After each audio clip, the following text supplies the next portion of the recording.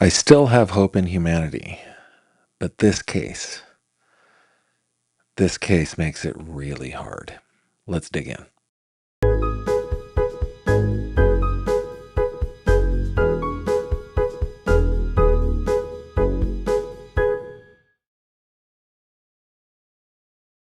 This video contains mature themes and discussions intended only for adult audiences.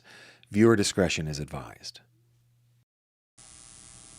Hello there, my friend, and welcome back to another true crime discussion with me. My name is Gavin, and on this channel, we like to cut through the fluff and sensationalism in true crime and get right down to the nitty-gritty. If that is your thing, then you have found the right place, and I'm glad you did.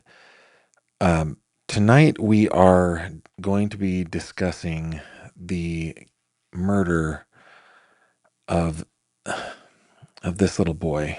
His name's Isaiah Dion. He was found emaciated and dead in the home of his mother and stepfather just last month. This is in South Carolina. I want you guys to buckle in because the details of this case, which we're not going to get into tons of details today, guys, because I just can't do it. But we're going to read a couple of articles. We're going to see some news clips. I'm going to read from his obituary. I don't know what happened to this young man, but I mean, I'm really sad about this one.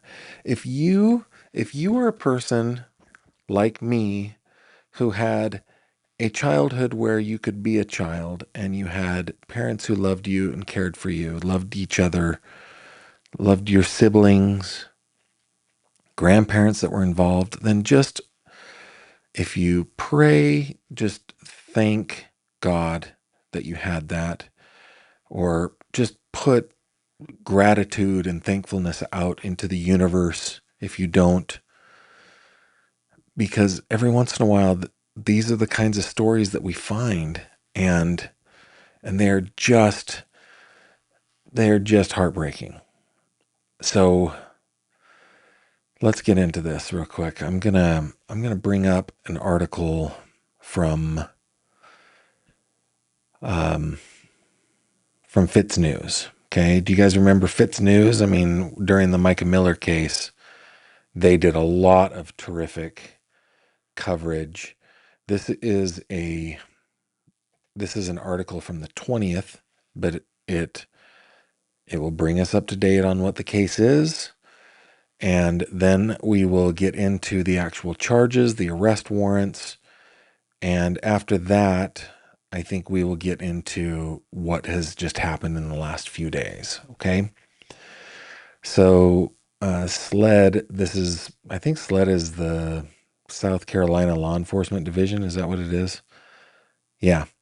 Okay. SLED charges state trooper wife with child neglect. These were the first charges. Obviously, charges have been amended since. Okay. But as of last month, so that we can bring ourselves up to date on this, the South Carolina Law Enforcement Division, SLED, has charged Joshua Emmanuel, let me bring up Lamar Latimer, age 30. Here's Mr. Latimer here. And Destiny Shea Dion, 24. Here is Ms. Dion here of Walhalla, South Carolina, with 2 counts each of unlawful conduct toward a child. The arrests were made on Friday, September 19th, 2025, following an investigation requested by the Oconee County Sheriff's Office. According to SLED, both Latimer and Dion were booked into the Oconee County Detention Center. Their cases will be prosecuted by the Office of the South Carolina's 10th Circuit Solicitor Micah Black. Officials confirmed Oconee County emergency services were dispatched to a residence on Forest Acres Circle near Walhalla at approximately 6:20 a.m. Eastern Daylight Time for a report of a cardiac arrest patient. This is the patient. Look at those little boots. Aren't little kids aren't they just wonderful? Look at that little guy. Oh my goodness. A short time later, the Oconee County Coroner's Office was called to the scene. You only call a coroner if there is a death. Authorities have not released additional details about the circumstances that led to their response or the identity of the patient. This is on the 20th, of course, of last month. Latimer is employed as a trooper with the South Carolina Highway Patrol. Trooper assigned to Troop 3, which covers Anderson, Greenville, Oconee, Pickens, and Spartanburg counties. According to a wedding website, Latimer and Dion were married on May 11th, 2024. Unlawful conduct toward a child is defined under South Carolina law as behavior where a parent, guardian, or responsible adult places a child at unreasonable risk of harm or willfully fails to provide adequate care. It is a felony offense punishable by up to 10 years in prison per count.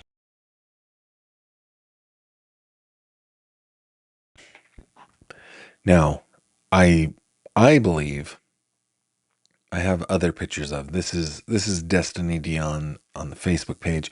On Facebook, she goes by Destiny Latimer. Here is the trooper, Mr. Latimer's trooper photo. And but I'd rather look at them like this and like this. No other details were provided in the affidavits, although it's worth noting that SLED Special Victims Unit agent who attested to the veracity of the allegations, Brianna D. Ham of Anderson, South Carolina, is one of the agency's child fatality investigators. This statute, under which Latimer and Dion have been charged, is intentionally broad, allowing prosecutors to pursue cases ranging from extreme neglect to situations where a caregiver knowingly allows a child to be exposed to dangerous conditions. I would add that I'm sure they knew that there were going to be murder charges, or they suspected it, at least. And so getting them on this charge would get them in jail. It would get the process going. Latimer and Dion remain in custody at the Oconee County Detention Center. As with anyone accused of committing any crime, they are considered innocent until proven guilty by our criminal justice system or until such time as they may wish to enter some sort of allocution in connection with a plea agreement with prosecutors related to any of the charges filed against them. An allocution, wow, I'm not going to have the best definition here, but basically a statement that they would make in connection with the plea agreement. And that was the reporting on the 20th. Okay. Let me bring up the website here real quick because bring this up. Oh, you know what I forgot to do? I forgot to resize this so it'll squeeze in. Let's do that. Okay. So little Isaiah Joseph Dion was born February 5th, 2021, died September 19th, 2025 in Walhalla, South Carolina. Isaiah was born February 5th, 2021. He was the most beautiful baby boy. As Isaiah grew, so did his personality. Knowing him was such an amazing experience. He was always happy. Isaiah's smile could light up a room, and his laugh would warm your heart. The hard thing that I find about reading this, let's bring up another picture of little Isaiah, is that when he was found, I'm going to get to it, but I don't know if nobody had seen him in a while or something. I have no idea. But continuing on the obituary, Isaiah loved cooking. It was one of his favorite things to do. His favorite food was pizza because he had good taste, because pizza is amazing. He loved animals, especially little critters he could pick up and look at. Isaiah loved to play and be outside. He loved to swing, ride his power wheel, and pick roses to throw at people, which he found to be so funny. Isaiah was the most precious, loving, and caring child. He is now in the arms of Jesus and surrounded by so many loved ones. Words cannot express how loved he was and how much he will be missed. Rest in peace, our little buddy. And then it says, in lieu of flowers, the family asks that you donate a small stuffed animal or a small toy in Isaiah's name to a children's hospital of your choice. And then they had a private ceremony. Brought up the wrong one. What's going on? Oh, brought up the wrong one. Sorry about that. Then they say that there's going to be a privately held funeral. So what begs the question for me is, with the situation where a 4-year-old dies of cardiac arrest, did nobody see what was going on? Did nobody see this? It's so difficult to even comprehend. Okay, let me bring you guys back over to... Okay, this is an article from Law and Crime. And we're going to watch a video. But similar to starving children in Africa, a 4-year-old boy dies weighing just 21 pounds after being forced to drink water out of the toilet, sleep in closet, cops say. Man, this gets my blood boiling. Just boiling. Just boiling. I don't need... I looked it up. So the average weight for a 4-year-old boy in America, in the United States of America, is about 40 pounds. Now, it's going to depend on lots of things. How tall was he? Those kinds of things, right? But 21 pounds is extremely light. We're going to watch a report on this from Fox Carolina, okay? Investigators unveiled graphic details about the horrific abuse that led to the death of 4-year-old South Carolina boy at the hands of his mother and her husband, who was a police officer, according to cops. Joshua Emmanuel Lamar Latimer, again, there he is, age 30. There he was as a state trooper. There he is now. And Destiny Shea Dion, age 24. This is her booking shot. There she is on Facebook. I prefer to look at her like that. Stand accused of homicide by child abuse and unlawful conduct toward a child in the death of Isaiah Dion. The South Carolina Law Enforcement Division said. By the way, I found this cute little photo. Look at him. Look at that little guy. He's born healthy. He should have had every chance and every opportunity to grow up to be a man. And he was, look at him. Just look at him. Such a sweet little boy.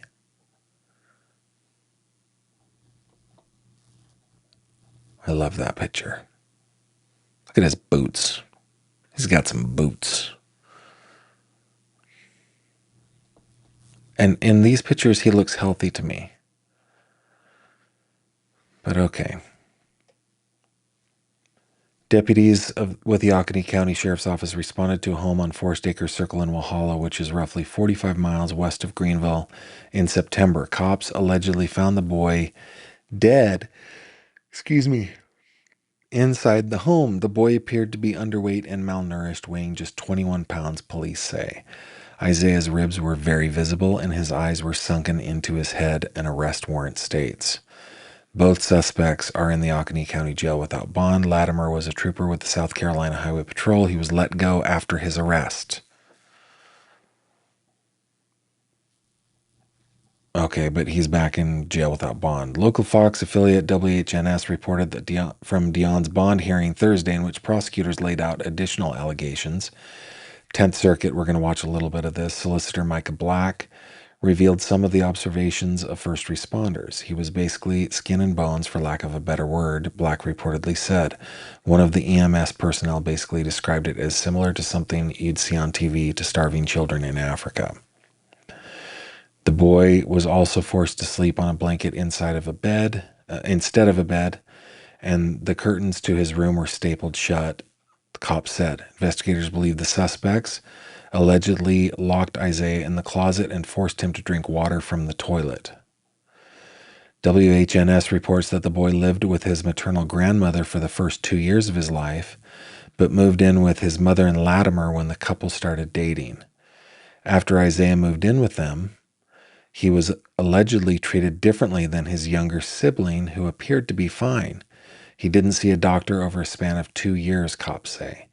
Neighbors told cops when they took food to the family, they would allegedly witness Isaiah eat adult-sized meals, which they found odd. The judge denied bond and ordered Dion to remain in jail. If convicted, the suspects will face between 20 years and life behind bars. Isaiah's obituary called him the most beautiful baby boy, which we just read. As Isaiah grew, so did his personality. Knowing him was such an amazing experience. He was always happy. I mean, why?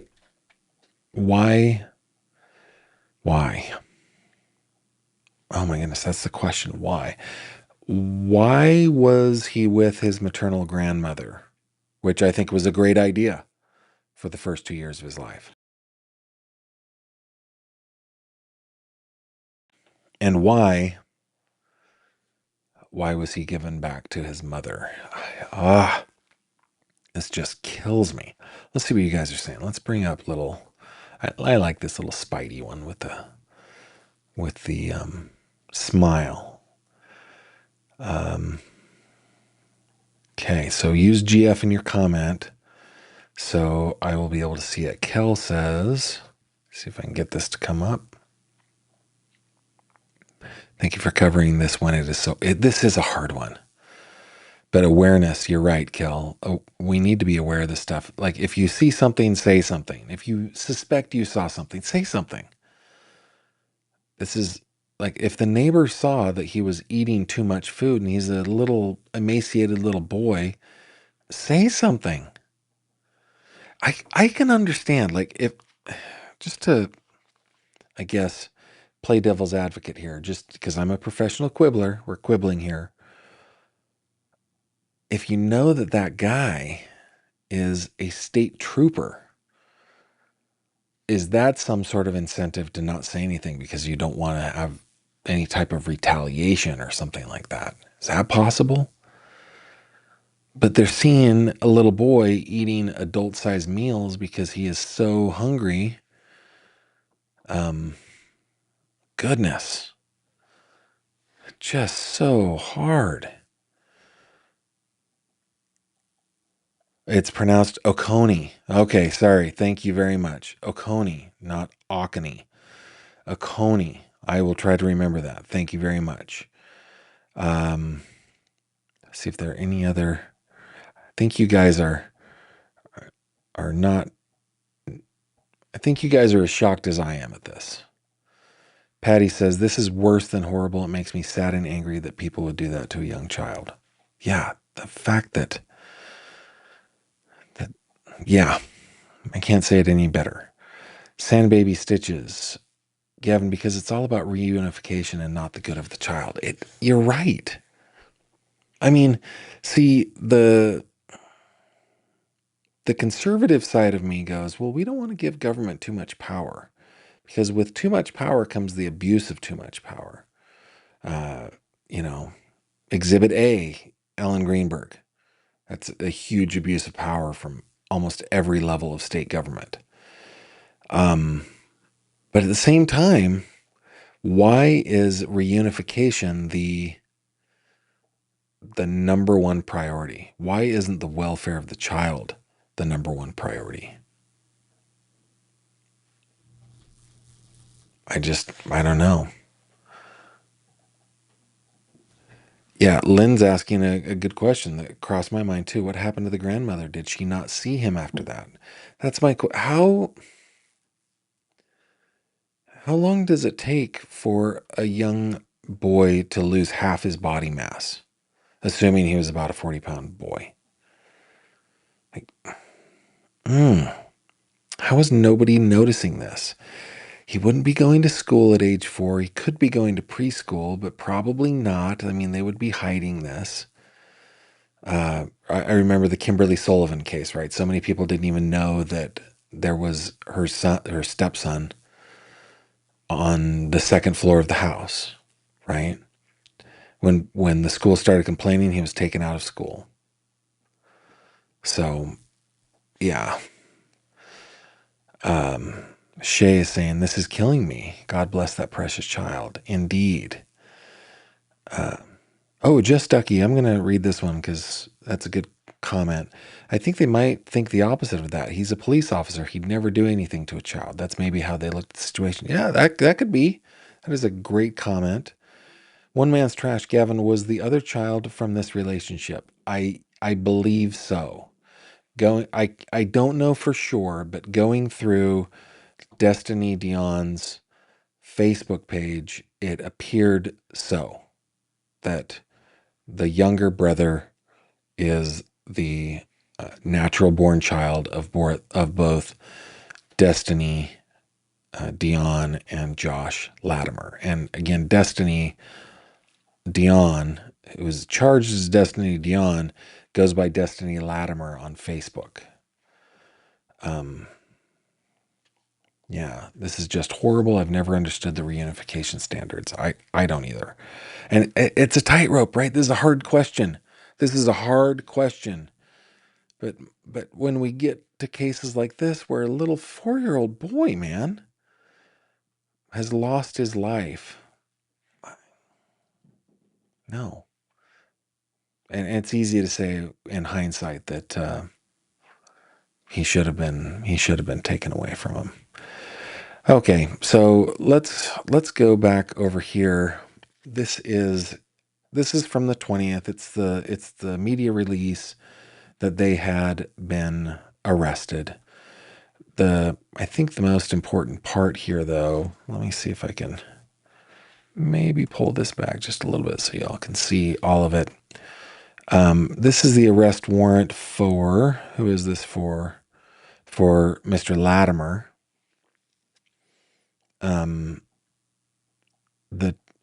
The defense, I'm sorry, the description of the offense: children unlawfully place a child at risk or cause harm or willingly abandon the child. I further state that there is probable cause to believe that the defendant named above did commit the crime set forth, and that probable cause is based on the following facts: that on September 19th, 2025, in the county of Oconee, South Carolina, thank you very much for that, defendant Latimer did place a minor child at unreasonable risk of harm. Defendant had custody and or charge of the minor child, 4-year-old male, and is the victim's, let's say, stepfather. The incident occurred at that house, investigated by SLED. So it doesn't really tell us tons, other than the offense is that they unlawfully placed a child at risk of or caused harm or willfully abandoned the child. The arrest warrant for Ms. Dion, Destiny Shay Dion, says the exact same thing. 5'6", 176, and then he was 6'3", 250. So it seems like both of them had plenty of food to eat, but not enough to give to their child, I guess. Let's see. This is another one. What is this one? Same. So is it? Oh, it's 2 counts. So I don't know. Maybe did they counter? Wow. Is this a different one? 00335. 00332. Yeah. So she must have gotten 2 counts for both of the children. So not a lot in there. Here's another one. 336. So he got 2 counts as well. So probably for the second child, I think is what I'm reading there. So both of them arrested on 2 counts. All right. Let's go over here. I put my sources down below, by the way. You can get these documents at SLED's website. You can read the 2 articles. I've linked them below, and then I've linked to this as well. Let me just get this going. Hopefully this works. Give me a second. Yeah, here we go. On Fox Carolina News here this evening, horrifying new details of what investigators say a toddler went through before dying at the hands of his mother and her husband. And we do want to warn you, details of the story are hard to hear. Joshua Latimer and Destiny Dion are charged with homicide by child abuse and unlawful conduct towards a child. Latimer was a trooper with South Carolina's Highway Patrol. And back in September, first responders were called to a home on Forest Acres Circle near Walhalla for a report of cardiac arrest. They found a 4-year-old boy named Isaiah Dion unconscious, underweight, and malnourished. The Fox Carolina's Brooklyn Cromer has new details about what happened inside. Destiny Dion asked to be let out of jail. Let me pause here for a second. Brooklyn Cromer here is a reporter that I've spoken with at length on the Todd Kohlhepp case.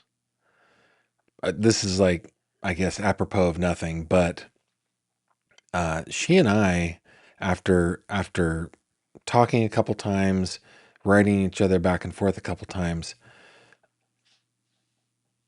well, I guess it doesn't matter, but kind of believe that maybe Kayla Brown was part of Todd Kohlhepp's, that she was more of a partner to Kohlhepp than a victim, but that's neither here nor there. Here we go.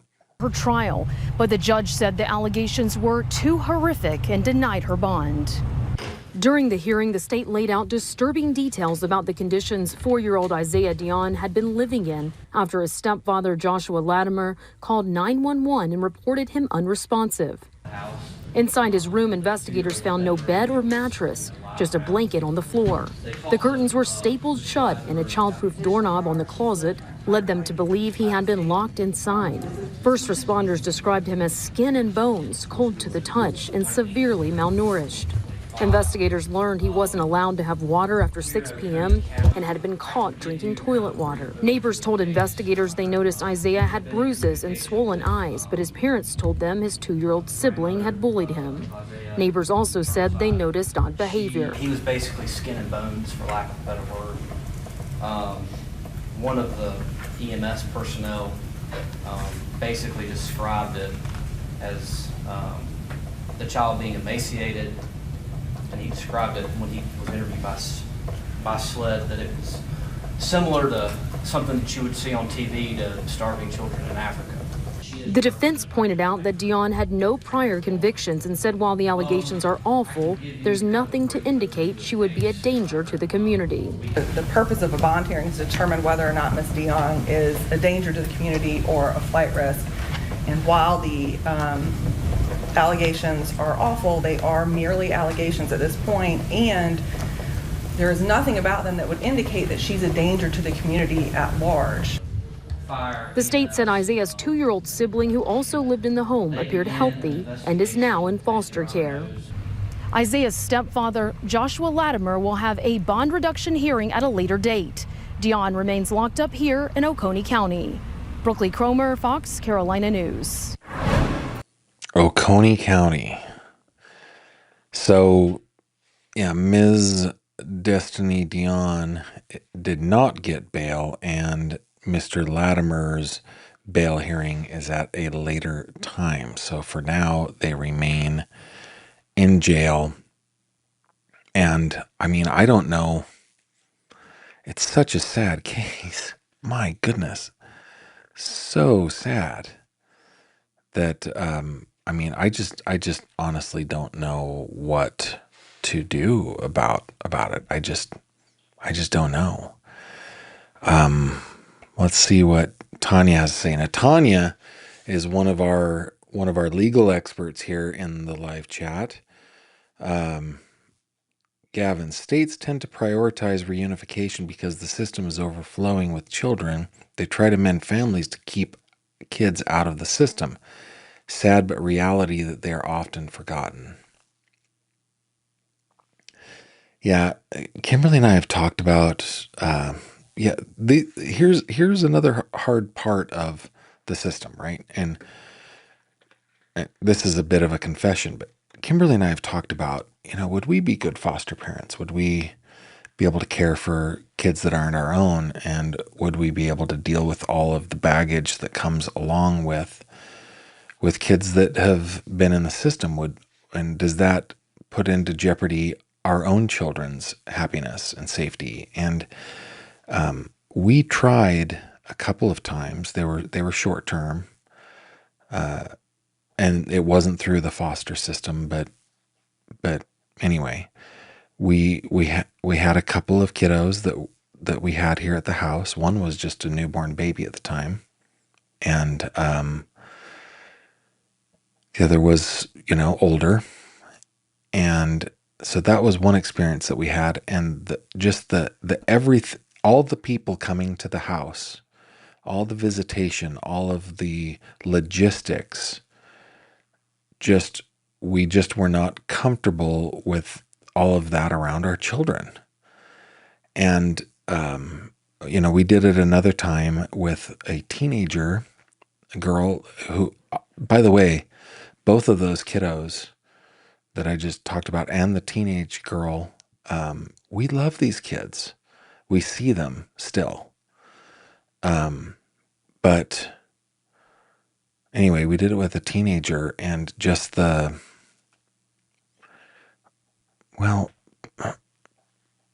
we felt like our house was being cased. That's what it boiled down to, by people in her circle. So yeah, we just weren't willing to participate anymore. And I'm really sorry that is the case. I mean, I wish that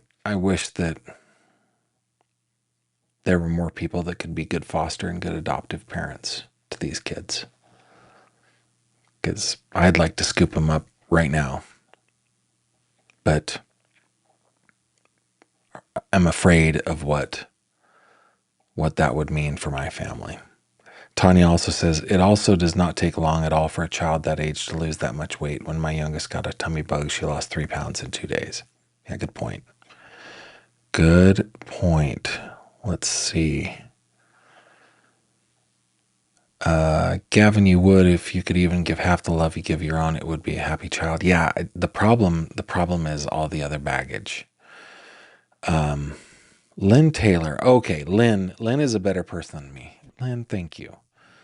Fostered 2 and adopted both.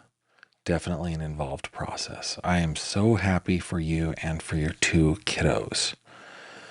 That's amazing. Cassie says, you're such a kind and loving person. Well, don't tell me too often, okay? I tend to get a little egotistical, but I totally understand where you're coming from. Being a foster parent is not easy. We have friends that we go to church with who, I think I've shared this before, actually multiple friends that went through the whole process of fostering to adoption. And I was just in awe at them and their kids. They're just terrific. Okay, I don't think there's anything else about this case that I can share with you that we really know quite yet.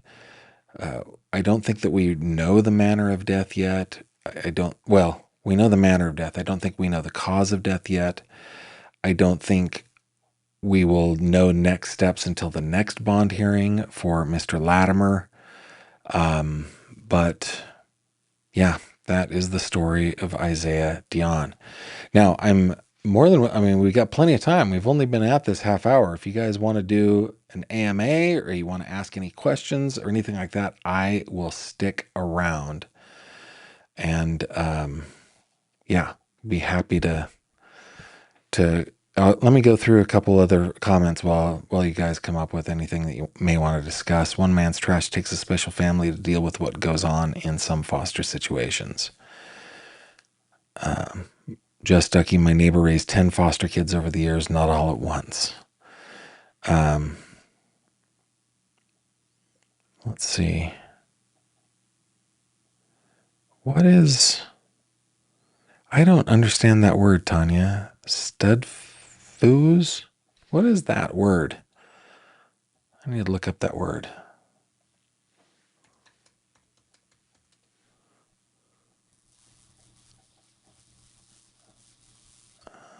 It doesn't know that word.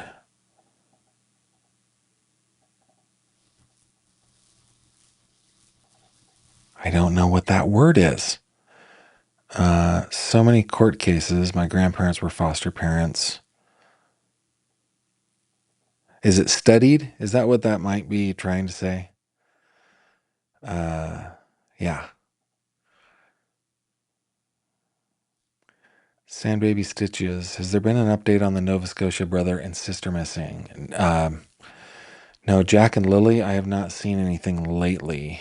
I know that there was something that I missed while I was in California. Actually, let's bring you over here. This is from 3 days ago. 2 people who live near Lily and Jack Sullivan's home told police they heard a vehicle coming and going in the middle of the night just hours before the Nova Scotia children were reported missing, court documents show. Let's see. However, RCMP confirmed Monday a thorough review of surveillance footage from the Garlick Road area of Pictou County found no evidence of any vehicle activity at the time. No driver has been identified, and the presence of a vehicle has not been substantiated as a key element of the investigation, RCMP Communications Advisor Allison Gerard wrote in an email to CBC. Gerard said the witnesses reported hearing a vehicle but couldn't confirm seeing one. The new details from witnesses are laid out in redacted records that were previously released in August at the request of CBC News, the Canadian Press, and the Globe and Mail. On Friday, new details of the case were released after CBC News fought to have some redactions lifted. The documents contain court applications filed by investigators for permission to conduct searches for phone records, banking records, and video related to the case. They include unproven statements made by police.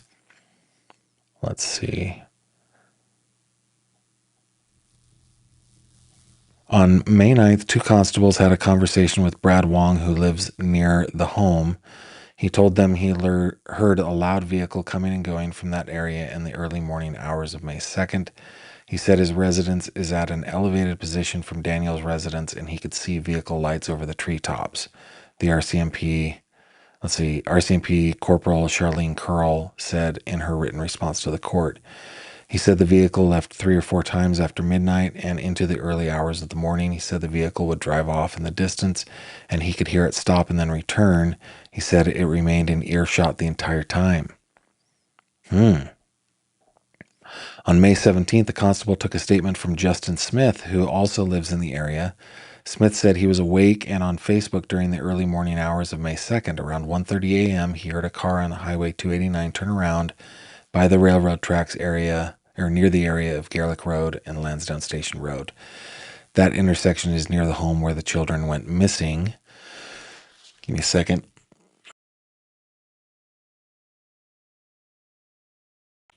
It made noise, then went quiet. The vehicle was quiet for about 2 minutes, then drove towards Lairg Road, the RCMP member road. Justin Smith later spoke with Brad Wong, who informed him Daniel's vehicle came and went 5 or 6 times that night. Wong said the car Smith heard was Daniel. So the allegation is Daniel left 5 or 6 times in the night.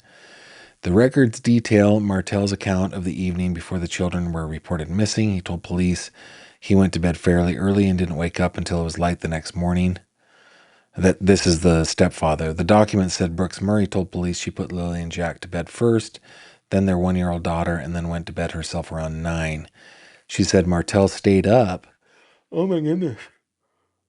Oh, guys, I took a nap today. I need to not do that. But I'm actually also kind of low energy right now. You guys know that I've decided I don't like Fat Gavin anymore. I want Fit Gavin. And so I have been on a very strict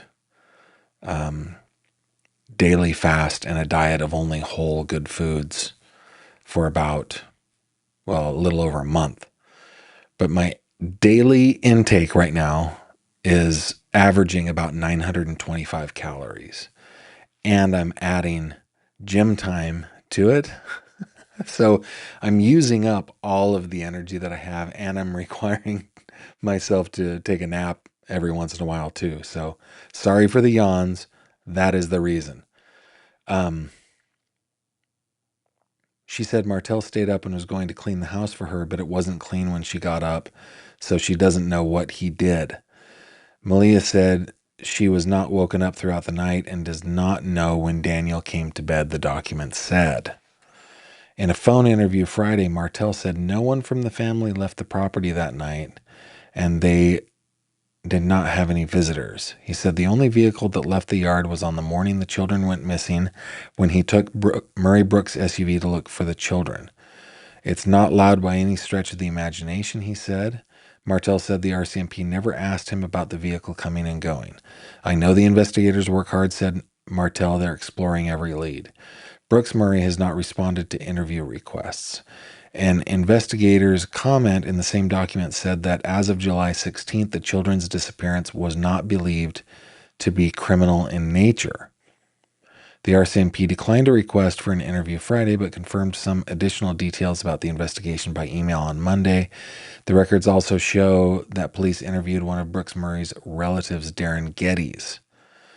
That's Mr. Geddes right there.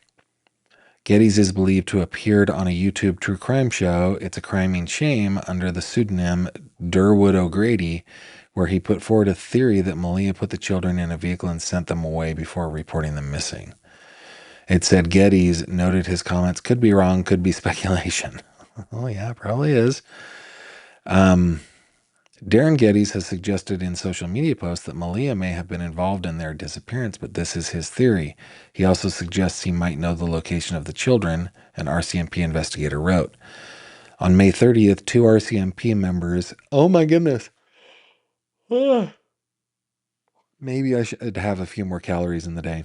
No, but I'm following a program. I'm good. Met with Geddes, who told them he spoke with Martel a few weeks after the kids went missing and also spoke with Patty Pearson, Brooks Murray's grandmother, about the investigation. The constable said Geddes was confrontational and evasive to questions asked of him and wanted the police to provide him with information about the investigation, the document said. He became upset when his questions were not answered. On June 26, Brooks Murray gave police a video recording of a phone conversation between Pearson and Geddes, who is Pearson's first cousin. The conversation was recorded on the evening of June 21st, and it's not clear if Geddes knew he was being recorded, but there appeared to be an expectation of privacy, the document said. Not good.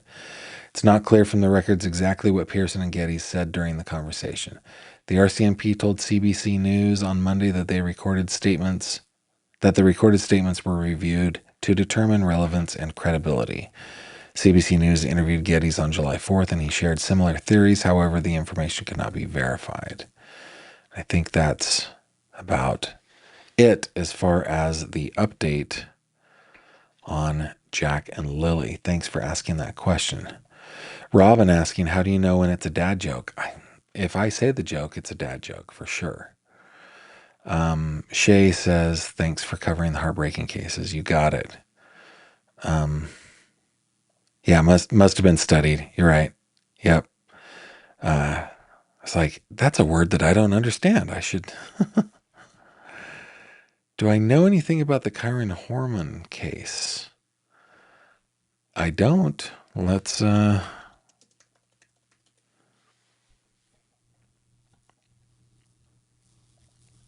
This is from 2022. 7-year-old little boy. Oh, I don't know if I can take it tonight. One man's trash. But no, I do not. I do not. Robin says I have to have a snack with my nap.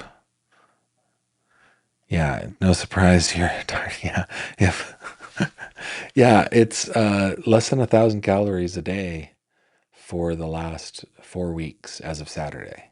So, yeah, and I'm back in the gym. I haven't been in the gym in way too long. It's almost like I forgot how to work out. Autumn, 18 months. Good on ya. Autumn's one of our amazing moderators. By the way, all of our moderators are volunteers, guys. If you go over to gavinfish.com, which is the meal website, and click on support me, scroll on down to the bottom there, all the different ways that you can support me. The newest one, by the way, is a P.O. box. I'm really hoping that people will want to anonymously send me tips And that's really the reason for it. But if you go down to the bottom, you can buy Autumn coffee. Remember, she wrangles everybody. She's a Mooney and Robin wrangler, and both Mooney and Robin are wily. So she deserves it. If you're up for it, buy her a coffee. That would be great. Let's see. Oops. Karen's case is infuriating. I'll have to take a look at it. What kind of foods am I eating? I'm eating only whole foods. So I'm eating a lot of chicken. I'm eating a lot of pork. I'm eating a lot of beef. I am eating potatoes and rice. And then, for the most part, vegetables I like raw. I like cooked peas, but it's typically, broccoli and carrots and, celery and cucumber, stuff like that. Every once in a while, I'll do a Mexican bowl or I will do tacos. So that, I like street style tacos. And so that my carbohydrates will be in the form of corn tortillas. And then, that would have like cilantro and onions and stuff like that on it. So, but if it's not a whole food, I don't eat it anymore. So I'm just liking what I like. I'm just eating what I like. And I'm down.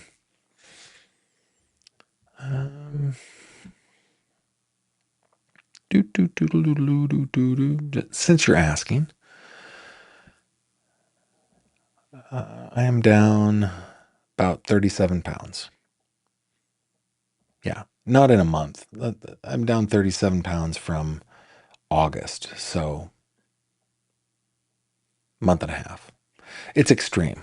But here's the thing is that I'm a person who does things to the extreme. The hard part for me, what happened was I was going to go flying, and I was going to go flying in a short takeoff and landing aircraft. And I had to weigh myself in order to go in that particular aircraft. And I did not like what the scale told me. And I said to myself, Gavin, what the crap, man? What are you doing? You used to be such a handsome guy. You used to be a fit guy. What happened? What happened? And so I decided I would make it a priority. The really sad part about this is that my wife is an expert in fitness and health, and she has maintained her amazingness and her beauty for all these nearly 26 years that we've been married, and I haven't done the same for her. So I have repented, seen the light, and made the switch. I'm going to have to slow it down eventually. I'm going to have to slow it down. I'm going to have to bring it up to closer to 2,000 calories and just kind of slow it down. But right now I'm feeling good and I'm feeling motivated, and I'm not in any danger of burnout. I'm not in danger of hurting my body. My body's feeling better than it has in a long time. So I'm going to keep going as long as I feel that way. When I stop feeling that way, then I will make a strategy change. And again, I'm doing this under the care of experts. So I'm okay. Don't worry about me. All right. Cassie says, since you mentioned Todd Kohlhepp, I'm curious if you've ever seen criminal profiler Pat Brown's video on him. She worked on the Superbikes case and was highly critical of the lead investigator.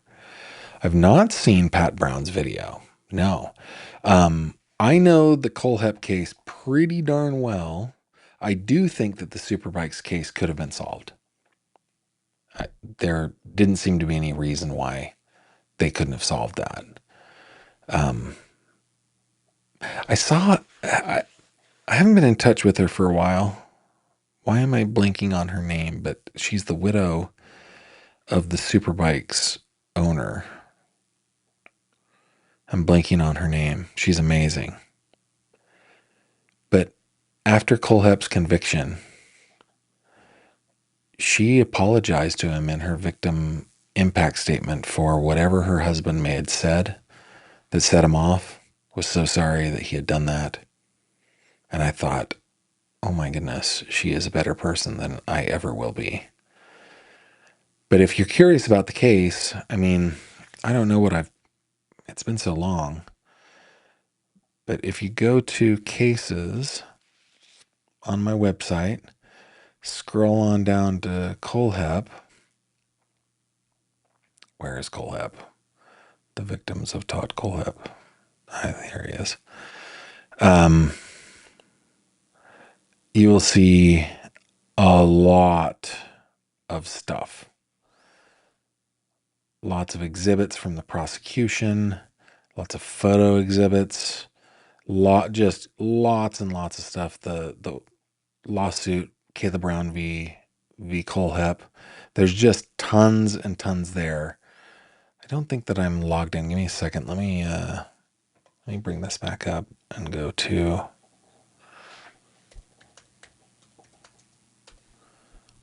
Let me log in so I can show you some of these real quick.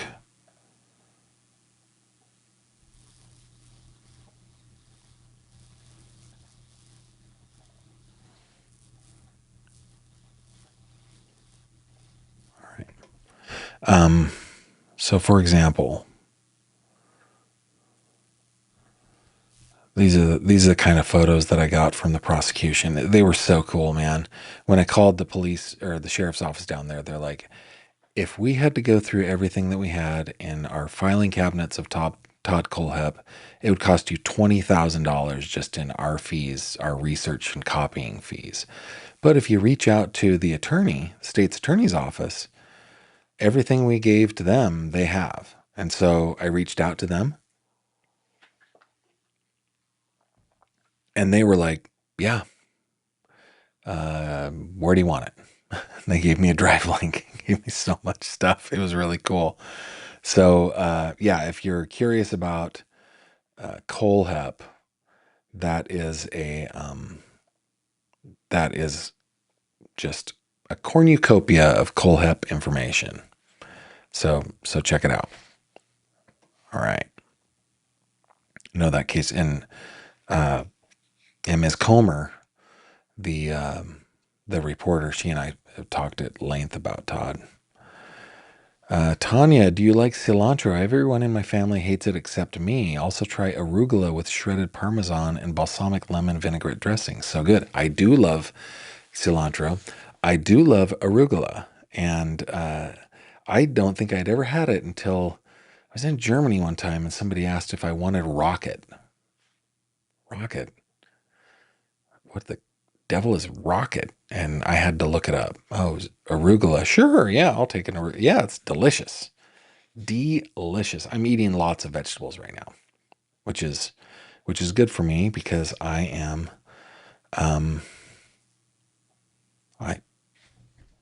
eating the stuff that I like. Just Ducky, how are the Haynes sisters? Did they even notice you were gone? I am Judy Haynes' favorite human. I am a Judy Haynes magnet. Anywhere I am, she tends to be. I have to shut the door in order to have a little Judy Haynes privacy. Betty Haynes is a little more independent than Judy, which is, I mean, it tracks, right? Betty was always the more responsible one, the one that took care of her kid's sister, right? Speaking of which, a production of White Christmas is happening, I think, next month in our little area. And we're taking the kiddos to go see White Christmas so they can understand where the Haynes sisters reference comes from. But yes, the Haynes sisters are doing terrific. Let's talk disabilities. Did I get my hair cut? I did not. No, it is in a, well, I don't need these anymore because we've already done the thing. It is in a ponytail. You can see that. It's able to get back there now. And I am considering going to get it styled because it is just a big mop of brown and silver mane right now, and it needs to be I don't know if I can live with this for as long as it will take to actually donate it. So I think I'm going to go get a trim, go get it styled, Make it so that it's not just horrible to live with. And then I think that will help me to continue on. Garth B. Nut, you think cilantro tastes like soap? Okay, listen, guys. There's one proper way to make a taco, okay? Now, I know a lot of us do. In fact, I grew up putting pickles and ketchup on tacos. I didn't know that that was a sin back then. So, yeah, I don't feel like I need to repent for it because I didn't know. But anyway, there's one true way to make a taco. It is thus: corn tortilla must be cooked in oil, okay? Parmesan cheese, corn tortilla. It's a Parmesan cheese corn tortilla sandwich at this point. Okay, next is your protein. You can choose whatever you want. I don't like fish, but you could choose fish. You could choose, I usually do chicken. Sometimes I do steak. I velvet the steak so it's a little softer, right? I put that in there. Then comes onions. Now you can do red, you can do yellow, you can do white. Does not matter. You just can't do green. You can't do like shallots. You need onions. Those sprinkle on there. Then you do cilantro on that. Then you squeeze lime on top of that. And that is the world's only way to make a proper taco, according to Gavin Fish. Okay? But no, I don't think that cilantro tastes like soap. And Tina says, funny, my son always said cilantro tastes like soap, but I also thought he was crazy. Well, both things can be true at once. Maybe your son is crazy and cilantro tastes like soap to him. That's really funny. Debbie says, Gavin, you're from California. How did you not know how tacos are supposed to be made? I will tell you why. Because I'm not originally from California. I'm a transplant to California at the age of 8. Fun fact, I was conceived in California, but my parents went back to the Rocky Mountain West for the first 8 years of my life. For the last, I think, trimester of my mom's pregnancy and the first 8 years of my life, then we were back in the same town in California. While we were back there living in the Rocky Mountain West, I don't know who put pickles and ketchup on my tacos. Maybe that was the only way they could get me to eat tacos. But I don't think that's it either, because all of my siblings, all of them, we all ate tacos with ketchup and pickles. It's basically a cheeseburger wrapped in a tortilla, which, if you think of it in those terms, not a bad idea, right? But it's not a real taco. I like street tacos. What I described to you is how you should get a taco out of like a taco truck. And there is no other way. Debbie is from San Diego. You know, Kimberly and I, we moved our family to Reno, Nevada at one time. What year would that have been? That would have been 2005. We built oh my goodness, we did so many real estate projects back then. So we bought Carmichael in 2000. We sold it in 2003. We bought, no, 2003. We bought Loomis and Ione. We built Ione. Yeah. So, then we built Reno. Okay. So 2005-ish. And by 2006, the business that we started out there was gone. It failed in like fantastic fashion. And we were getting deeper and deeper into debt, and we had to work hard. And so I don't know why I gave you that preface, but I worked as a limo driver in Reno, Nevada. That was my night job, was driving a limo. Kimberly was working a night job waitressing at Denny's. That was a time. She waitressed 3 nights a week, and I drove limo 4 nights a week. And then she taught fitness classes during the day, I think 6 days a week, and I worked 5 days a week during the day. It doesn't matter. The job that I had, it it wasn't right for me. It was a good job, but not right for me. Anyway, down outside, that limo company was in just the worst neighborhood in all of Reno. But the best part of it was at about midnight, a taco truck would show up, and I would be able to get exactly what I wanted. 3 street tacos would satiate me for the rest of my shift, which ended at like 7 in the morning. Oh man, those were hard times. Good times though. Good times. Tastes like soap to Donna as well. And then Emma asked, what about avocado? Garth B. Nutt loves avocado. I am not an avocado person. Nope. There are basically 2 things that I don't eat. No. Well, here are Gavin's rules. Okay, number 1. And there are exceptions to every rule, but if it can be described as a ball or a loaf, the answer is no, with the exception of bread. Okay? Bread falls in its own category. But if it is a loaf, I do not eat it. If it is a ball, I do not eat it. I don't know. There's something up here that I don't want to eat a loaf of anything. Meatloaf? No, just give me meat. A cheese ball? No, don't give me a cheese ball. Give me cheese. Right? So that's number 1. Number 2, I do not eat anything that comes from the reproductive parts of any animal. So I do not like eggs. I just can't get beyond the fact that it is an embryo. Right? I just can't do that.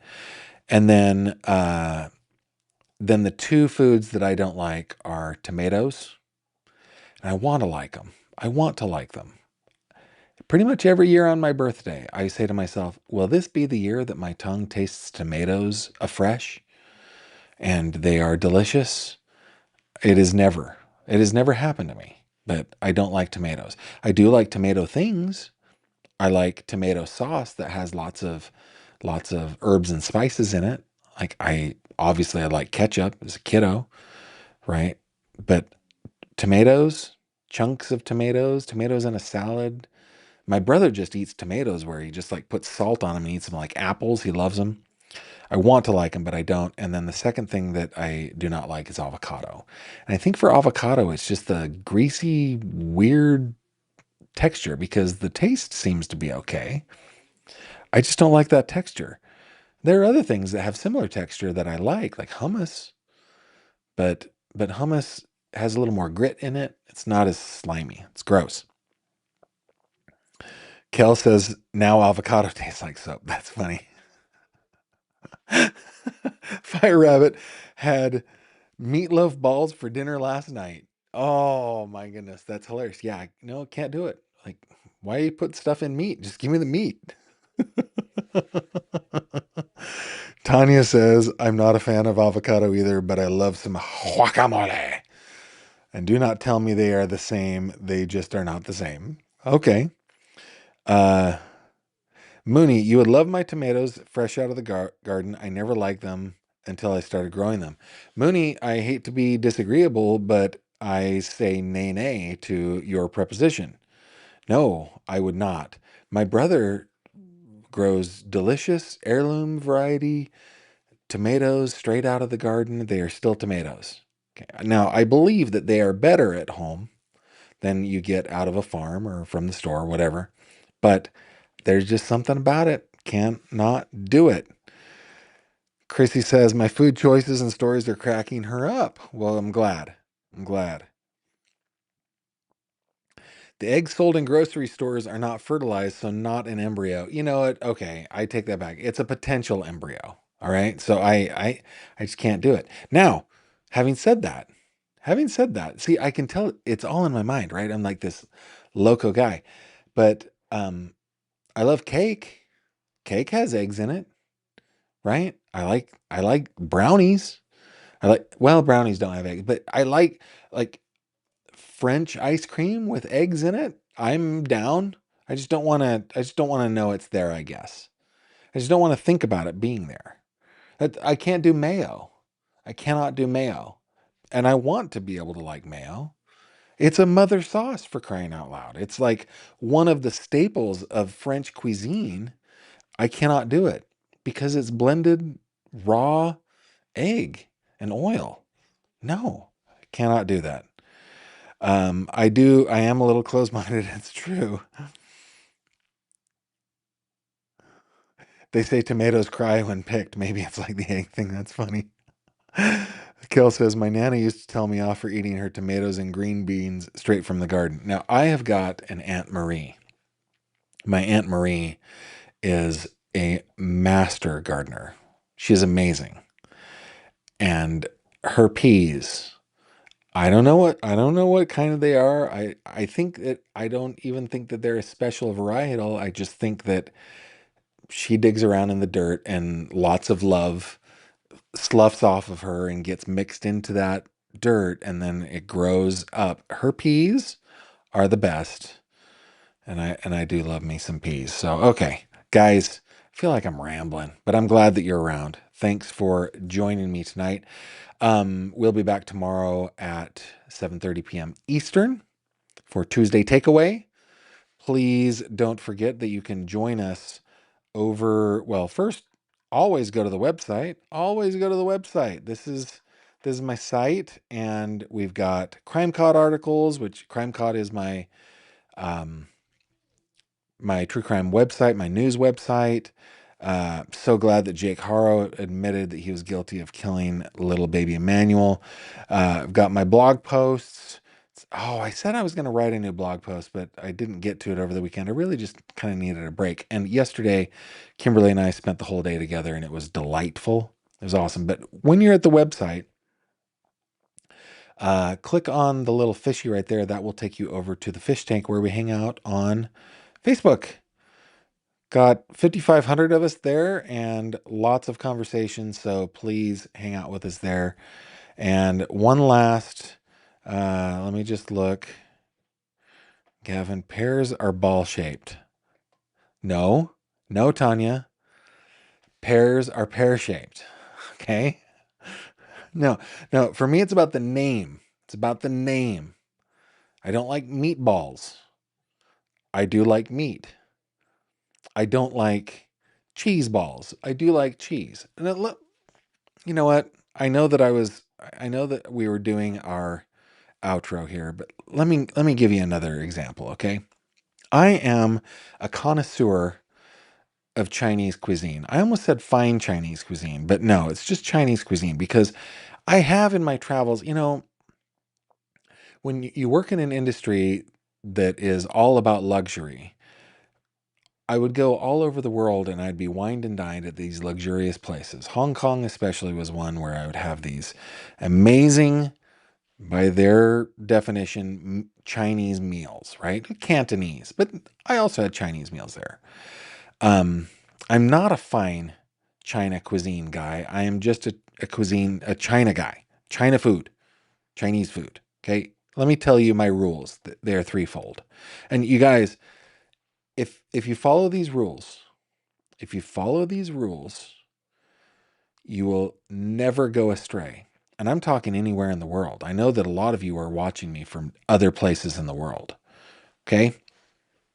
If you follow these rules, you will get the best Chinese food. 100%. Guaranteed every time. Rule number 1. The name of the place must include a stereotypical a stereotypical word. So that would include empire, wall, jade, crane, just the stereotypical thing. So if it's called Golden Palace, yes. If it's called Jade Dragon, yes. But you don't want to go to like China Bistro or Fusion China, or you don't want to do that. You want to go Jade, Empire, Emperor, Dragon, all those words. Okay, that's rule number 1. Rule number 2. when you go inside there, you must feel as if you have stepped in to like a 19th century opium den. I want it dark. I want the walls red. I want there to be wood carvings of palaces and temples and cranes and things like that on the wall. Okay? If it's got any kind of modern flair to it at all, run away. Just go. Okay? I'm giving you guys some valuable information here. So we've got rule number 1 in the name, rule number 2 in the decor. All right? The final rule, number 3, and this is very important.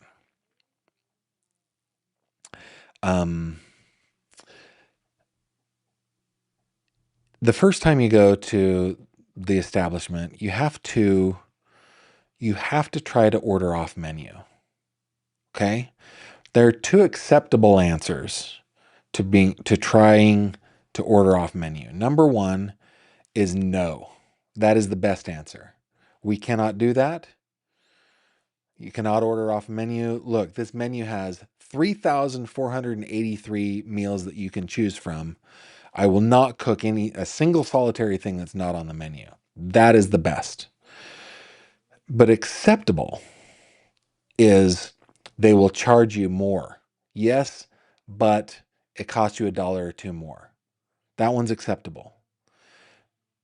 But all 3 of these rules must be adhered to, or it is a bad Chinese restaurant.